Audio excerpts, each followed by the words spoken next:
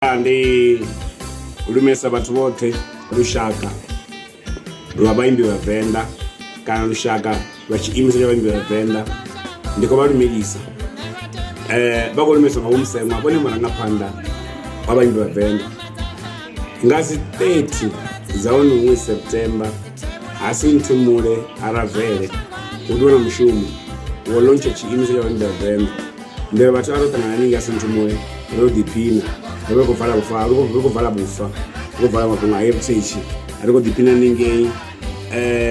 Ndiko tenda ori mbadoda abaswike, roko baramba ito batambukulu, odavo bodo mapunga kudinga mani. And then ariko amazoni chimisa baimbi wa Venda roko vala bathu bote kana ngochanga ngandani. Ungaba Chitsonga, ungaba Chipedi, ungaba Chindebele, bote botanganiziwa. Abafi botanganiziwa ngabo ni Vho-Museñwa bone maranga phanda wa baimbi wa Venda. Phone number za Vho-Museñwa ziko 060 91 75 700. Ndiko luba kama hosi ashu ndiri aritebuli ngani tebula muladza shango mananga khalira chikona aphala chigonya dzanani akosi.